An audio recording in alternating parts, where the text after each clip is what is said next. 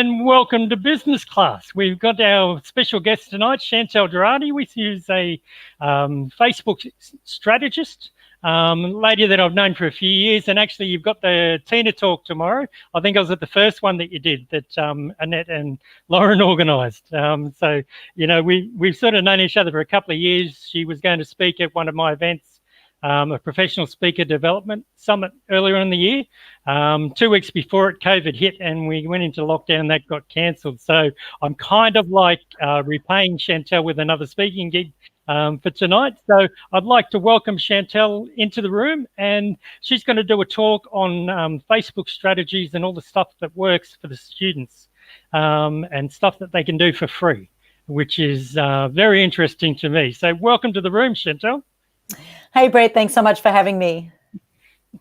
All right. So, you know, we've had a little bit of a chat beforehand. You've got a lot of stuff going on at the moment, new house, you know. I won't say that you're hiding the PowerPoints behind your head. Nah. Sorry, did I say that out loud? Okay. So what I might do is I'm just going to hand over to you because you're the expert and you know what you're talking about, and I want to listen to it myself. If you've got some, if people are in the chat and they want to say hello to Chantal, they want to ask some questions, we'll be taking questions afterwards. So Chantal's going to talk, and then when she's done a speech and that sort of stuff, we'll get in and we'll take some questions and go on from there. So over to you. Thanks for here. Yeah, thanks so much. And excuse how fast I talk because I just go completely crazy. So I'm going to try get in here like 20 pieces of paper in 20 minutes. Let's see how well I do. So firstly, you know, why Facebook? Well, 93% of small businesses choose Facebook as their primary platform because it's fun, entertaining, engaging, which is kind of good news because that means that we can have a fun, entertaining, engaging Facebook profile as part of our strategy. But did you know there are 3.1 billion monthly active users? So I'm almost confident that some of your ideal clients are actually sitting on Facebook.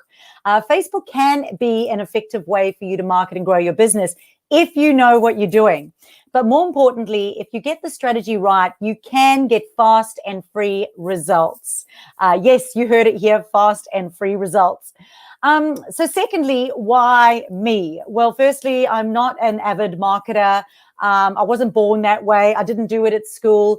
In fact, I've been a health, wellness, and fitness professional for 20 years in 2 countries, South Africa and in Australia. And I taught myself Facebook and went from Centrelink to now buying this house. So, so the proof is in the pudding that a business owner can actually learn to do it themselves successfully. And I think that that's often another myth or an objection that I often hear is that you have to go and you've got to study or be a marketer in order to do it. Well, I wasn't. I don't like spending time on Facebook. I like to do things simply and strategically in order to get a result. And for me, a result is not just about visibility. It's not just about likes. It's not ego metrics for me. I don't care how many followers or friends I have. All I care about is the fact that it's actually going to generate me income. And this is why I changed my name from a Facebook coach 3 years ago to Facebook strategist, because I can show you how to use the platform. And some of you may even know how to use the platform, but you don't have a strategy, an actual action plan. And this is why we don't get results. So Facebook is a ginormous platform full of huge and amazing things. And the good news is that you do not have to do everything in order to get a result. You only need to do what you need to do for your business and for your ideal client. And that doesn't mean everything. It doesn't mean if somebody else has a public group and a private group and then sends them from public to private and has an event and does this and then a challenge and a group you don't need to do what everyone else is doing. You just need to do what's right for you and what's actually going to get you income. So firstly, you've got your personal profile, and with your personal profile, you've got one email address and one password. Do not lose it. And you're allowed one personal profile, and that personal profile is private unless you make it public. And because it's your personal profile that goes around Facebook, your personal brand is super important. And I will talk a bit about that a little bit later when I talk about the fundamentals. The second part of that is that you can then have multiple business pages, and it's important to understand the names or what everything is called, because they all have different purposes, and you can use them all differently or strategically in your business. Business pages are public, and you can have unlimited amount of them, and you can set them up to integrate with your website with a call to action button. You can have reviews in there. You can have your services or shop set up, and that is your business page. You then have Facebook groups, which are communities, and those communities can be private, they can be public, they can be secret. So again, it's not necessary for you to have these things or for you to spend time in these things unless it's making you money. And people come to me and they go, oh, I've got this group and this one, and I'm spending, 5 hours a day doing it. And I go, well, how are you making money? And to me, that is the most important part. How are you actually money? Because time is money. All right, so these are the 8 fundamentals of Facebook. And I always say to everyone, unless you get these 8 fundamentals right, your Facebook strategy just won't work. And it certainly will not work on advertising either. You cannot go and put money on Facebook ads if your Facebook foundation isn't solid. And these are the 8 fundamentals. So number 1 is you have to know who you are, because as I spoke about earlier, it's about your personal branding. It's about getting people to know, like, and trust you, and people choose you over everyone else. If they invest in you, they like you, they choose you. So it's really important for you to come to terms with what your personal branding is going to be and how public or private you're going to be, and that you understand your privacy settings. And that might just be the South African in me, but you need to know how to resolve conflict, to block people, to stop people, because the more visible you are and the more you start to generate interest and the more you start to put yourself out there, you do need to know how to deal with conflict that may happen. So number 2 is you need to understand who your ideal client is. Now, a lot of people just skim over this part or they don't delve deep enough into it. But if you do not know who your ideal client is, you do not know how to talk to them. You don't know what their pain is, and you don't know what language to use to show them that you can solve their problem. So it's incredibly important that you can connect with them and show them that you understand them so that they can trust you and believe in you and can choose you over someone else. So that is know your ideal client and intimately. So number 3 is stalk your competitors. Now, if you were a business owner or if you worked in a company or another business, this is something that they would do. And so many small business owners just don't value this enough. But if you do not do anything else today besides this one thing, please go and do a competitors analysis. So at least 3 competitor analysis, looking at their offer, looking at the customer journey, the language, when they post, the type of engagement they get, the reviews that they get, their Facebook banner, their branding, their messaging. It's super important that you go and do this competitors analysis. And it's not so that you can go and copy them. It's so that you can differentiate yourself from them and bring your points of differences to the forefront, which we'll talk more about later. So number 4 is branding. And when we talk about branding, we talk about a couple of things. We talk about your personal branding, which we touched on earlier. The next one is your business branding. Now, this relates to your colors, your fonts, because you want consistency, because there's thousands and thousands of, images coming past your eyes every single day. So you want to make sure that there is consistency in your branding, and that's colors and fonts. But more importantly, what you want consistency in is your key messaging. And these are the words that come out of your mouth. It's very important that the messaging that comes out of your mouth is going to resonate with your prospect to get a yes. So number 5 is to have a strategy. So one of my favorite S words is strategy. So what is your overall intention? A lot of people just go and they spit all over social media hoping that something's going to stick. But instead, what I ask you to do is look at what is your intention? Is it to get visibility? Is it to make sales? Is it to get clients? And then from there, work backwards and go, well, how am I going to do that? What is my offer? What is my pricing? Am I going to get them into discovery call? Do I want them to go to a webinar first? Do I need them to attend an event? Or am I going to use a Facebook group? But you need to consider what is the logical progression of the customer. Not what's logical to you, but what's logical to the customer, because it needs to be customer and outcome focused. Now, number 6 are all the R's, and it's not rest and relaxation. It is review. So you constantly need to be reviewing what is working or not working by going into your insights and having a look and working out why things are happening the way that they are, and then changing or adapting. Number 2 is respond. So many people go and they dump and they run instead of going back to make sure that they actually respond to people who are engaging. That is the way that relationships happen. That is the way that communication happens. And it's almost rude if you don't do that.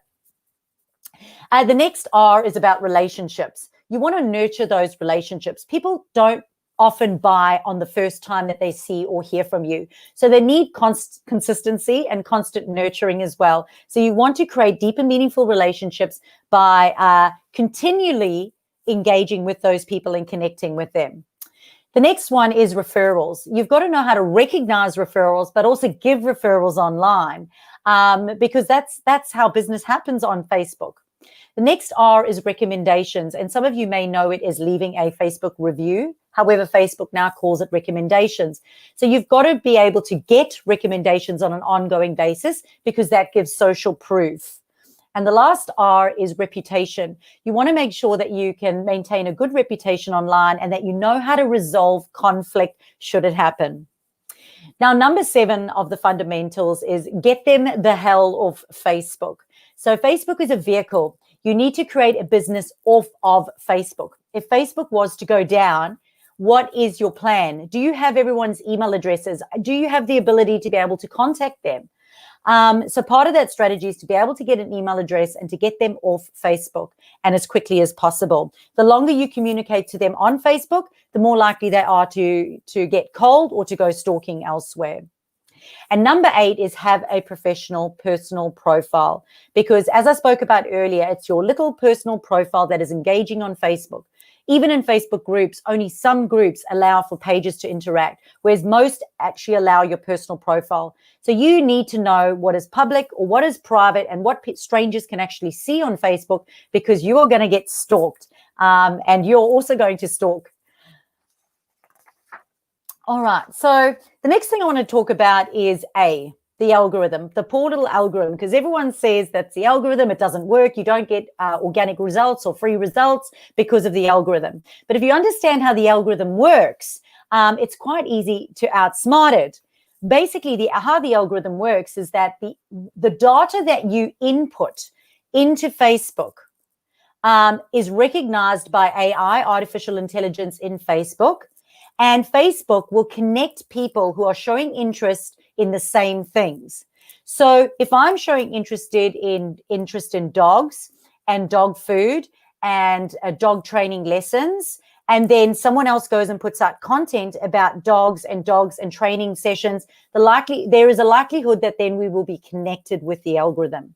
So this is why it's important for you to show interest in your ideal clients, to show interest in what your ideal clients are looking at, and creating content around what your ideal client is looking at. And that's why understanding who your ideal client is so super important. Now, the next thing I want to talk about is social versus salesy. And a lot of people will talk about how, I don't want to sound like I'm selling, but I can tell you that often 2 things happen. People are too social. They're so busy social and playing and doing games and little competitions and tricks that they never ever talk about their offer, their services, or their expertise. And people actually don't know what they do and will never engage their services.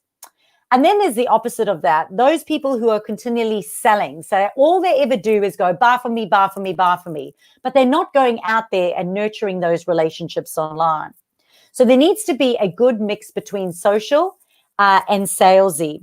And the way to do that is to share your success stories, share your personal story, share statistics, show your services, which so many people forget to do, because although your services are set up on Facebook, you want to be letting people know who you help, what and the problem that you solve for them, and identify with their pain point and make it easy for them to buy from you. So you want to be customer focused and solution focused, and you also want to make sure that you share other people's content too.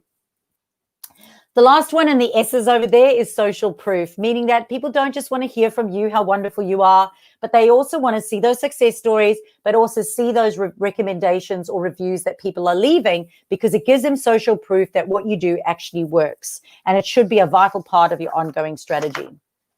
Now, when it comes to posting your content on Facebook, there's a structure that I like to follow, and it's just a 4-point structure that I'm going to share with you today. So number one, that headline is super important. In every post that you do, you want to make sure that that headline is going to stop the right person from scrolling.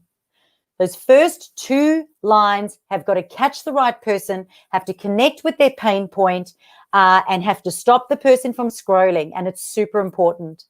So number 2 is you then want to show that ideal person that you understand how they're feeling.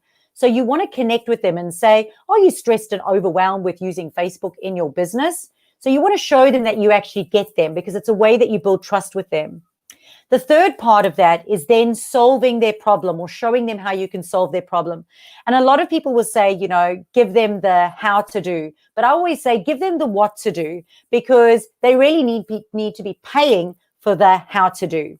Now, the fourth part of that structuring of your post content is the call to action. And so many people forget to do this. Now, it doesn't have to be a hard sell, but you do need to evoke curiosity or engage the client to take some sort of action. So that could be, do you have any questions? Private message me. Here is a link. Check it out here. Opt in here, or read or subscribe here.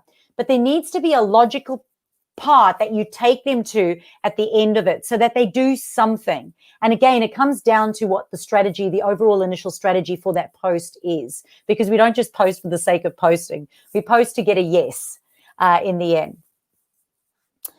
So how do we actually get success? Well, believe it or not, it all comes down to the actual desirable offer. So not everything will sell on Facebook. Your offer has to be desirable, meaning somebody desires it and they actually are prepared to pay for it. So many people overlook coming up with a customer-focused, results-orientated, desirable offer that they've spent time putting together that would make it very difficult for the prospect to say no to. You want a desirable offer that someone is prepared to pay for because it solves their problem and it's causing them distress or disease. Then you need to go onto Facebook and you need to find where those people are, because a lot of people think that they're just going to jump onto the Facebook page and rely on the Facebook algorithm. But really, there's 2 parts to it. One is having that page and getting the right people on there and having that professional presence. So if somebody stalked you, that it would be a credible profile. But the second part is then going onto Facebook and putting yourself in front of those people by using Facebook groups, doing webinar, running a competition, doing joint ventures, networking, which needs to be part of your ongoing strategy. And then you've got to use Facebook's capabilities and the right key messaging to effectively communicate what that desirable offer is going to do for that person so that you get a yes from them. And a yes right now might be a like, it might be some engagement, or it might actually be a call to action of them going and checking out your website or even booking that call. Now, if you want absolute accelerated success on Facebook, firstly, go and stalk yourself and go and have a look. And if you stalked yourself on your personal profile and business page, how do you look to a stranger? If you didn't know you, what does it look like you do? What does it look like you stand for? What does it look like you're selling? Do you look trustworthy? So go and stalk yourself. We spoke about going and stalking those competitors. You want to stalk your previous clients, and you want to also stalk your prospective clients as well. Number 2 in accelerated success would be having a brain dump of income producing opportunities. And this is incredibly important for if you're wanting to actually make money on Facebook. So going and having a look at what are your income producing opportunities? What desirable offers do you have? What opt-ins do you have? What giveaways? What programs? What events do you have that you could monetize, and work it out and price it and look at your avatar and look at how you're going to effectively communicate that online. And your third one then is to actually monetize it. So go and monetize it, map out the deliverables of the program, make sure that you can visually present it as well as effectively communicate it so you can then go onto Facebook and put it in front of your ideal client. And number 4 is go forth and get them with your strategy, meaning that you can get paying clients effectively if you have that desirable offer, you know who you're talking to, you understand the full capabilities of Facebook, and you have that income producing strategy. So skills, strategy is what I normally say, skills, strategy, and a couple of C's I'm going to throw in: clarity, competence, confidence. So hopefully that has been like 20 minutes of 20 pages. And if you have any questions, I'd be keen to hear them.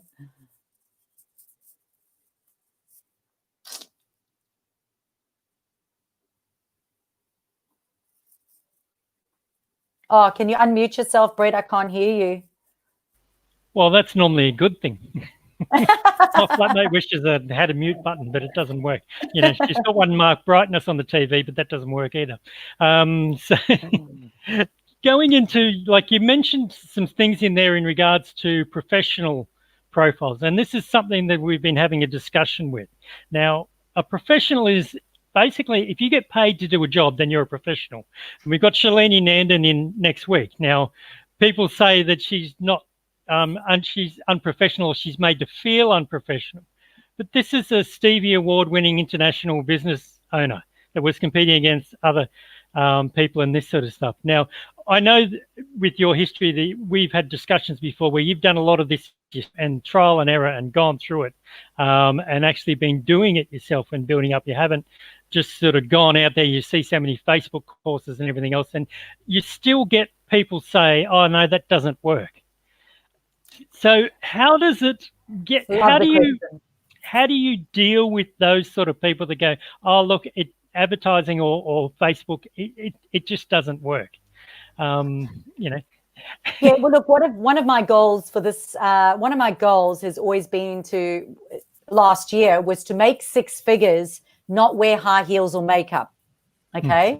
And that's my personal branding. So if you go onto my Facebook profile, I've got a Bitmoji.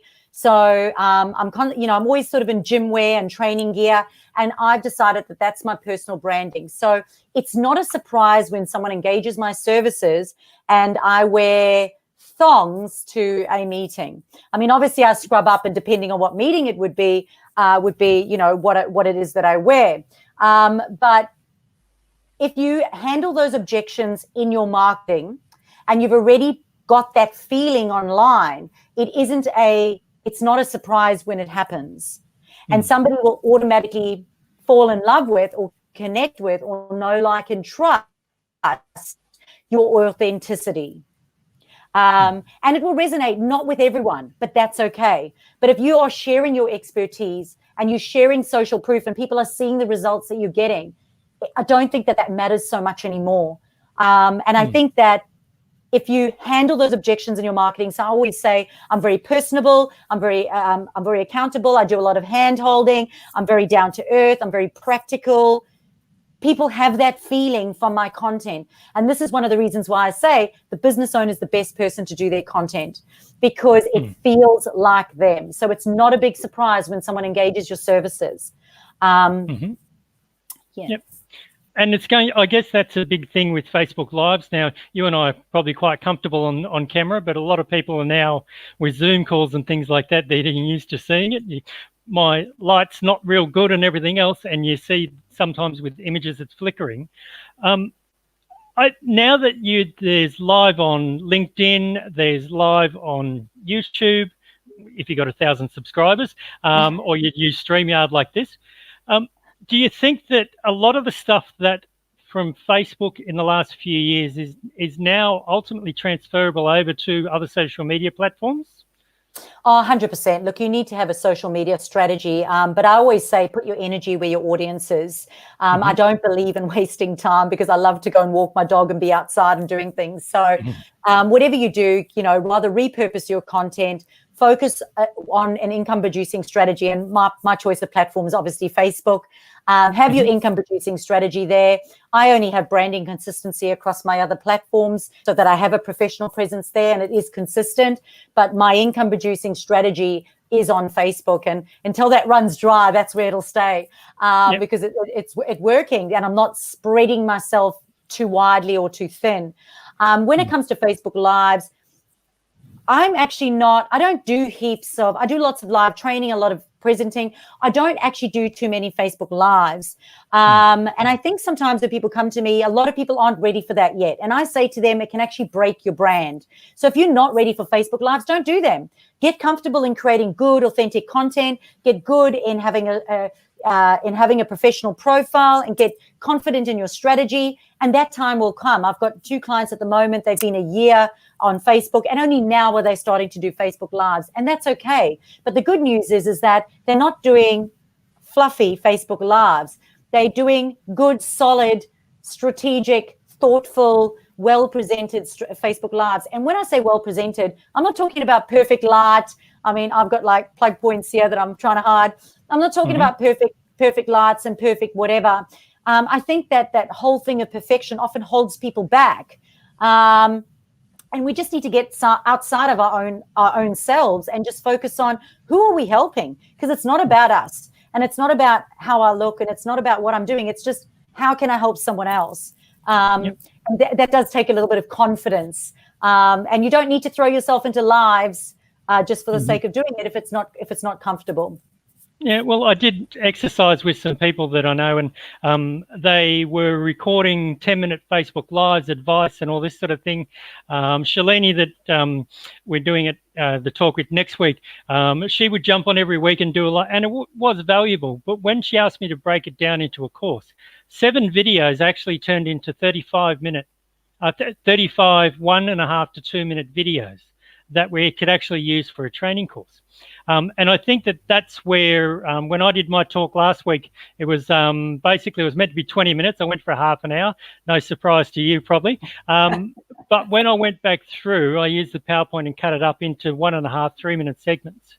Now, this is where I'm seeing that the expectation is, in a lot of cases, seems to be to give away too much information, and people just don't want it. And I'm now saying to the students, when they're doing a PowerPoint presentation, I'm actually getting them to take information out. They're putting too much in. With Facebook and, doing videos and content and that sort of thing, you say do it in your strategy. How do you know when you're doing enough, and how do you know when you're doing too much? I think is the next thing as well. Look, I'm just a big fan of posting once a day, and it shouldn't take you more than 20 minutes per day to do it. And obviously you've got to test the time that you post. But basically the things that I always say is that your content needs to get a yes. So you have to share your personal story. So like you said, it's not about going there and giving everything away for free. And that actually drives me nuts when I hear that, because that doesn't feed the kids. So it's not about that. It's about evoking curiosity and building relationships. And if you can evoke curiosity and you can build relationships with people, they will then take the next step to engage you because they have that trust. So your content is about that know, like, and trust, and about that evoking curiosity. So in order to do that, you have to share your personal story, because people connect with you because of your personal story. So when people know that I went from Centrelink to 6 figures and was able to buy a house only 12 years in a country, as a single mum of 3, they go, well, shit, if you could do it, that's giving me the confidence to do it. They don't care what my content is or what I can do. All they know is that they want what I've got. And that's why it's important to share your personal story, your why, your passion, your backstory, which is super important. The next thing is to share your point of difference. So if you're going out and you're sharing what everybody else is sharing, it's fluffy and it's general, and it's never going to get a yes. So I always say to people, only focus on your point of difference. Focus on how you are different. Focus on what you believe is different to everyone else. So you will hear me all the time saying, I believe you, the business owner, is the best person to do your social media. And because you know your business best. So, that's the type of content that I'm sharing, because I'm trying to get I'm trying to get prospects or people online to believe what I believe, to believe in me and believe what I believe in. And I'm not going to do that by telling them exactly everything that I do in a strategy, because I couldn't, because everybody's strategy is different. So you would have to work one-on-one with me in order to be able to do it. The next one is sharing your expertise, problem solving, social proof, which we spoke about earlier, success stories. They are all going to give people the confidence to sign up with you or choose you. Yep. So we just got a question in regard to, like, you post every day. Do you think on Facebook, is it like Instagram's very visual? Do you think like image and text? I tend to do a lot of videos because I'm looking at the retention, and I've got a little bit of a formula, but that's only in certain cases where I'm looking at actually converting it. It's got to go to a website that's going to convert. So is there a difference between, I guess, when do you post an image, or when do you post a video, or is that just all down to your strategy, I guess? Well, it is down to your strategy, and it's down to your ideal client, and it's up to the business owner as well as what's comfortable with them. So I'm all about giving a business owner something that they're comfortable with. Like I said, there's extroverts, introverts, some people that are comfortable creating videos, others that are not. Some are better at writing content, so we'd rather repurpose that. So I'm a big believer in the business owner has to enjoy it. I'm a big believer in that you have to get a yes from your ideal client. So the ideal client's really important. It's what they're like, not what you like. And the third part of that is that some people like it completely structured. Half my clients love routine structure. They'll schedule for a whole week in advance. Some of them are a month in advance. Some of them do quarterly plans. They'll template it out. Then there's other people like me who I don't feel organic doing that. I don't feel real and genuine doing that. So I do it during the day when I get an aha moment, and I'll go, damn, that's good, son. And I'll post that. And because I feel like it's more relevant and it's more organic and it feels good and it comes to me so quickly, and I'll do that. So I've got probably 50-50. And again, it comes down to the business owner, what works for them, but also what works for the ideal client. And then how are you going to repurpose it? So for Instagram, like I probably post 2 to 3 times a day on Facebook. It's been pretty bad in the last 3 weeks since I've been moving. But I think on Instagram, I only do 3 times per week. LinkedIn, I think I do 3 times per week. And Google My Business, I do once per week. And that's what I do for my strategy. So go copy it if you like. But that's what I do. And it's just so that I have branding consistency on the other platforms. Yep. It's something you mentioned, scheduling and things like that. Now, I've had some other marketing people say, it affects your reach using the scheduling apps. My opinion is that what affects your reach is not doing posts. Does it really matter? I like to use the example of fresh vegetables versus frozen vegetables, or fresh vegetables, organic vegetables, and tin vegetables. It's like the next best thing. So a lot of people will schedule, and I think it's important. I like to go and schedule in Anzac Day, Father's Day, Mother's Day, and I've got a content workshop which is coming up in December. But you can go template that and get a VA too, because those are just ones that you want to post on there. You don't really care if they get too much or they don't get too much. But the stuff that's really important, I'm going to spend a lot more time on and make sure that I do it strategically. But yes, there is a whole bunch of stuff that you can do, and we might do it quarterly or half yearly. Like I said, Anzac Day, Christmas, Valentine's Day, and just go schedule template and put that out. I guess it's something that's, again, you mentioned assistance, and every business owner, I say to them that don't give away what you love, because then it becomes a competition. So how do you decide what to delegate to your virtual assistant? You said that the content should be coming from the business owner. So how do you divide up what you do and what your assistants do? Because I'm thinking that you may not have heavy expectations, but they're probably going to expect that you do. But you're so full of energy, you must be hard to keep up with.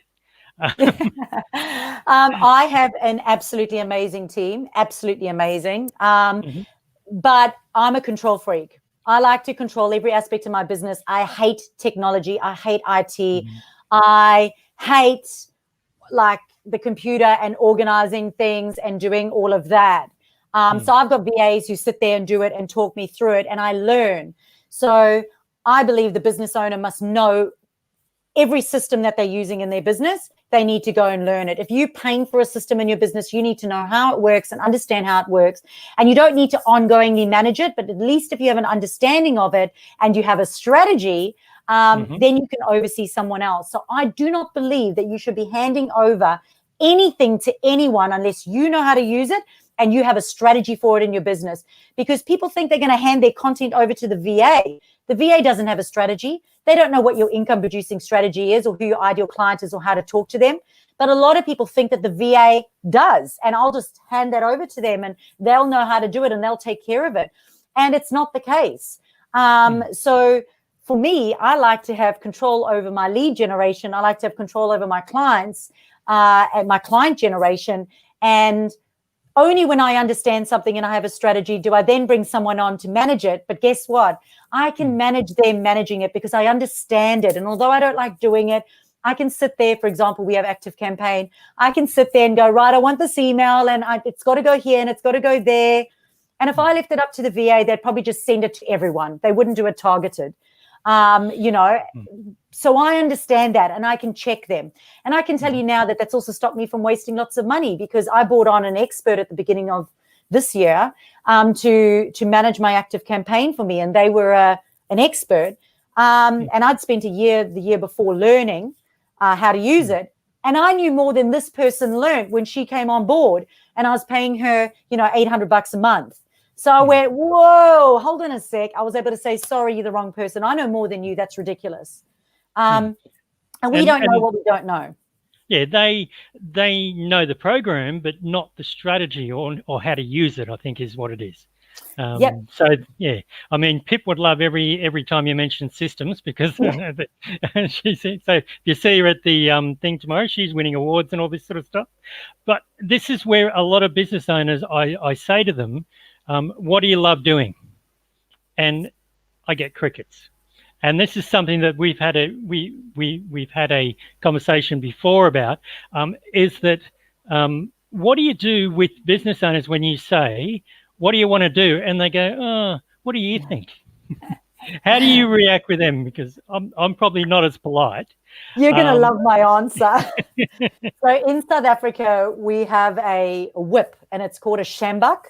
And when someone says to me, oh, I don't know what to do, and I've got to get my avatar right, and I've got to get my offer right first, then I'm going to come to you. And I go, no, the whole purpose of working with a coach is that I'm going to take you through a process that's going to help you work out what your personal branding is, how you want to be seen online, how you're going to effectively communicate.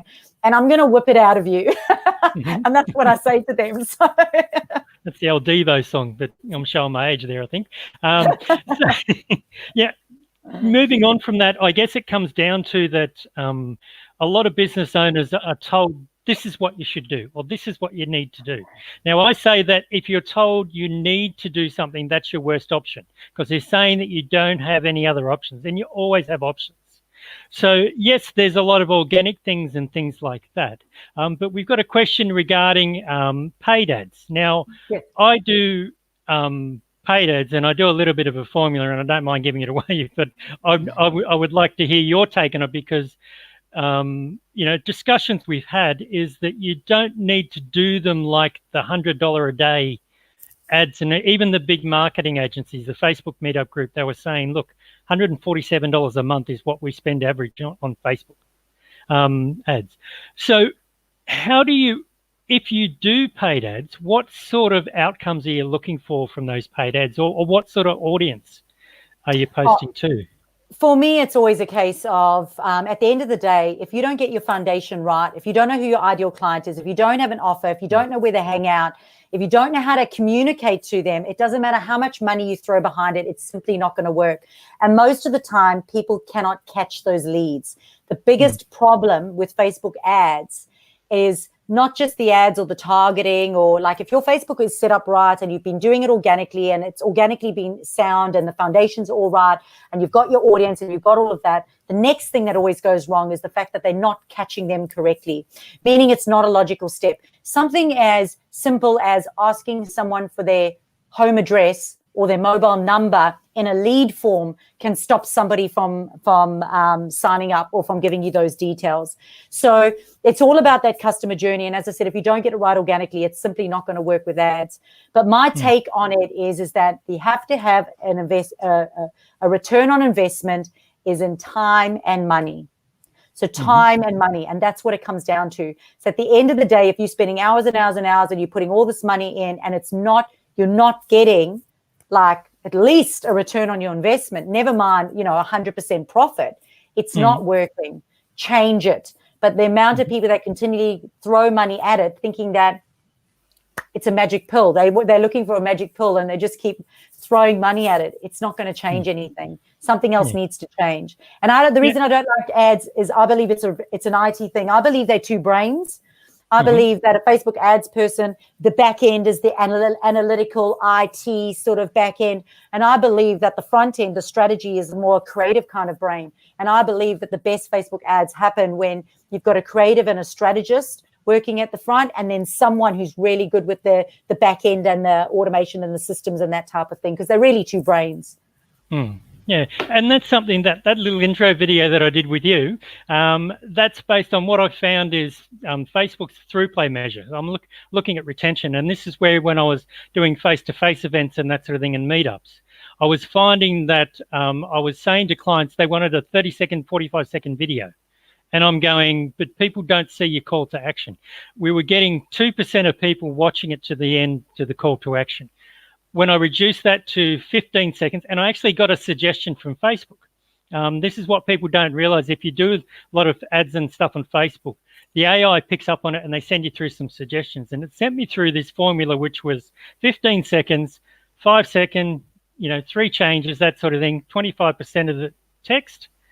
And now I just made those up on the mobile phone. All of a sudden, I was getting 80% of the people watching a 15-second video to the call to action, which was click on register for this event and this sort of thing. And I did it with my event to promote that, to get signups, 80%. That's something that I know through looking at the metrics, but I know that if you don't talking to a marketing agent that they were giving away a free ebook, but when I went through it with them, there was 8 steps before you actually got the ebook. And they said to me, if they don't want to be on my marketing list, I don't care. I want to give them the book. And they changed it so that they put in their email address, not even their name, their email address, said, do you want this book? And then all of a sudden, basically overnight, 100 people signed up to this list because they wanted the book and it was just in one step. So they were getting a lot of drop-offs and things like that. All of this but then the completion and that whole strategy then is the follow through. And a lot of people don't follow through in their strategy, they stop. And the follow through in that is, well, you've got people to download your ebook, but now you've got to nurture them and sell them into something else. What's the point? So you do need to look at the metrics, and this is what I was talking with Nat from Studio Yellow. She's got a program which got one page you click, then you go to another page which is all the information, then you've got the other buy page. And I was saying Google Analytics, we're going to look at that and we're going to see whether or not people go click, click, stop. Because there's an old IT thing that you should be able to find any information you want within 3 clicks, and that's setting up databases, and that's the same thing with websites now as well. All of this is, you do need to look at the analytics, I guess. So you do a lot of Facebook marketing with clients and that sort of thing, but for you personally in your business, how often do you look at the analytics, or do you analyze it and see whether or not the measures are actually working? Great question. Well, one of those R's and those fundamentals was review what you're doing. So on a Friday, we review absolutely everything. So my VAs, they all review their own work. We all review what we've done in the week and if it worked or didn't work, so that we can look at moving forward. We could look at what changes we're going to make in our strategy. That includes email marketing, it's social media marketing, even our coaching clients. So every single thing that we've done in the week, we actually review every Friday. Okay. Yeah, so that's something that, some people overanalyze. So you're reviewing every week. How long would you sort of set a plan? I hear people talk about 90-day resets. Glenn Richards, Green Cross Chemists was doing that sort of thing. I say 6 to 8 weeks. And after 3 weeks, you look at not changing it, but you go through and you make a decision what you're going to do in the next 6 to 8 weeks. We kind of do that quarterly. So we have a quarterly sort of bigger plan, but we review weekly. So if we see something isn't working, or say, for example, our times have changed for the week and some of our content didn't kind of work at those times, then we'll just adapt it for the next week and review it then and make those changes. So I 100% agree with you. We don't do massive changes. I think what a lot of people do is that they freak out and they just go and they completely change everything, and they do it all the time. My absolute worst thing in the world is rebranding. When someone tells me they're rebranding again, I'm like, and this is why one of my favorite F words is follow through. Follow through, and along the way you tweak things, but you don't fully just change everything. You just constantly review it and tweak. Yeah, I've got another F word that I use that's followed by it. And this is what I say, look, 6 to 8 weeks, and it's like, well, yes, it is because I'm lazy, but when I get people that they're constantly changing it and everything else, I say if you're running an ad on Facebook, it generally takes 3 to 4 days before Facebook works out who is interested in it from their metrics. They see a lot of the metrics that you don't do. But I guess it comes down to like converging, and we've got a question regarding groups, and this is one that I get all the time, and they say, I've got this group and I'm trying to build it and that sort of thing, but they're worried because they haven't got 100 people, but they're not engaging those people that they've got. So the question is, it doesn't have much of a following yet. Should I create a group, closed group, for people to join? I'm thinking that it could be just me and another person for a long time. I love this question. I've got some groups that are set up that there's still only 6 people. Yeah, and it's probably Sally Eberhardt and a couple of other people, and Shalini that join up. I think it's a waste of effing time and money, personally, when it comes to groups. Awesome. It comes down to the strategy. Go and grow your page.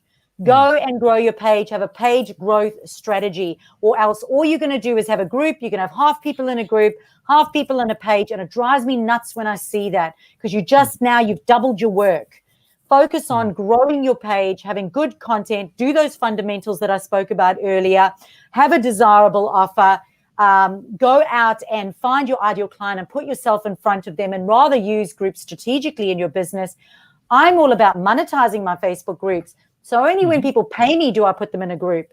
So people will buy my 14-day program, and then I'll put them into a Facebook group, and then I will look after them. And guess what? They will show up every day because they paid me and they want to be there. Same with my mastermind group. Yeah, so my mastermind group is every single week, and people pitch up because they're paying me to be in that group. And one of my other fundamentals is get them the hell of Facebook. So you have to have the email address, because if Facebook closes, and what I'm predicting is they're going to monetize Facebook groups. But if Facebook closes, or they do monetize Facebook groups, and you don't think it's going to be beneficial, well, you need to have people's email addresses, or else your business is lost. Yep. And you can download the Facebook page too, and I might put some instructions up in the chat, that sort of thing there too. But that's where I found when people don't realize how much content they actually put up and how many words that they post. I did an exercise a couple of years ago where I clicked on my activity feed and I dropped and dragged, and I actually copied the last 2 months of my Facebook, and there was 90,000 words that I'd posted or read on Facebook in 2 months. That's about 3 books I could have written.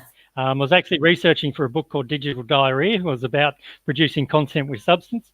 But these are the sort of things where when people are talking about, I want to build a website, the biggest issue I got is I was saying, well, can you send me the content? If you send me the content, it's basically a 4-hour job. But it takes a month to get content out of them and all that sort of stuff.